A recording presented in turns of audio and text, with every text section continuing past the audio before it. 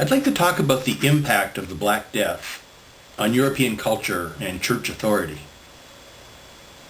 Throughout history, many natural events have had a profound effect on mankind, but few such events have shaped history and culture as completely and profoundly as the Black Death.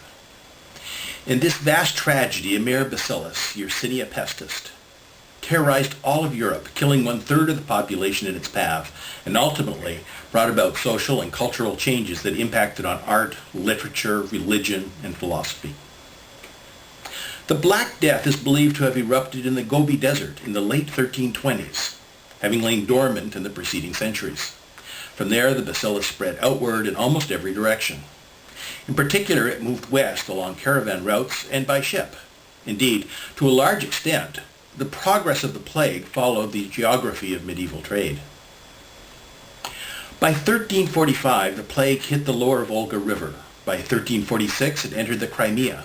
By 1347, it was in Constantinople, Alexandria, and Sicily. 1348 saw the bacillus spread to France and Germany. Norway was hit in 1349. The Eastern European countries were hit in 1350, and Russia in 1352. Nor was Europe the only region affected. In China, for instance, the population dropped from around 125 million to 90 million as a result. Let's take a look at the biological issues involved. Yersinia pestis is a bacillus, usually carried by fleas. These fleas infest rats and other rodents, as well as human hosts living in rat-infected areas. Infected individuals usually have high fevers, aching limbs, and often vomit up blood. Most characteristic is the swelling of the lymph nodes in the neck, armpits, and groin. The clinical progression of the disease, from the first symptoms of fever and aches to agonizing death, usually takes only 3 to 4 days. Streptomycin is the current drug of choice, an important point considering that Yersinia pestis has not yet been eradicated. Indeed, as recently as 1898, an outbreak in India took 6 million lives. Without treatment, the spread, which the disease can kill, is especially terrifying. The Italian author Boccaccio wryly noted that the plague victims, quote, ate lunch with their friends and dinner with their ancestors in paradise, end quote. Yersinia pestis can be transmitted in 3 different ways, and the clinical manifestations that appear depend on the route of transmission. In bubonic plague, the organism is spread by infections from rat fleas. Pneumonic plague results when one person spreads the bacterium to another individual via the droplets in the air. Septicemic plague is the third type and occurs when the bacterium enters into the bloodstream of the individual. The impact of the plague was significant. As a result of the plague, about 1/3 of Europe perished. Certain professions suffered even higher mortality, especially the doctors and the clergy caring for the sick. Peasants fled their fields, leaving livestock to tend for themselves. Crops were left to rot. Chaos ran amok both in cities and in the countryside. The peasant class benefited from the plague, at least those that survived, as a result of improved employment opportunities and higher wages.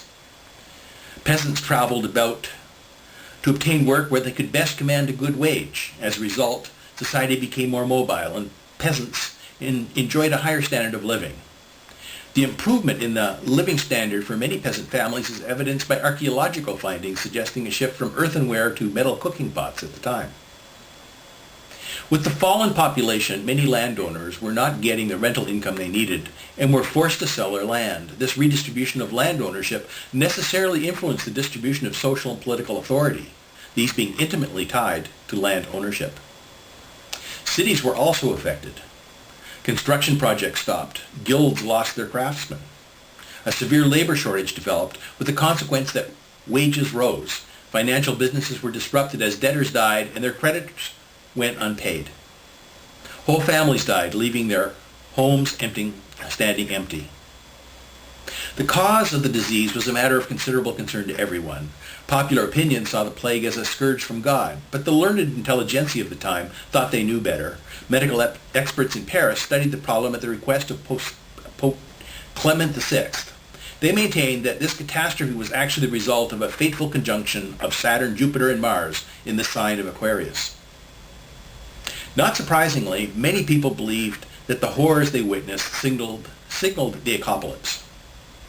Others believed that the disease was a plot by Jews to poison the Christian world. The result was that many Jews were killed by unruly mobs. There were massacres, especially in the cities along the Rhine, and many more cases of Jews being expelled from cities and towns. These actions became so common that the Pope issued papal edicts in the summer of 1348 forbidding the slaughter of Jews. Regrettably, this action was largely ineffective. Still, the plague as an expression of divine fury theory dominated much of public concern. From this thought came the flagellants, bands of citizens who wandered about the countryside doing penance to atone for the evil of the world, sometimes also killing any Jews they encountered as a special offering to God. The flagellants scourged themselves with whips of hard-knotted leather containing little iron spikes. In 1349, Pope Clement VI condemned them and ordered this suppressed, but given the chaos of the time, these actions were hardly effective. The cultural impact of the plague was enormous. Universities, often located in more urban areas, were severely affected and were closed and even abandoned as professors and students died in large numbers. Similarly, educated individuals such as priests and physicians died in mass.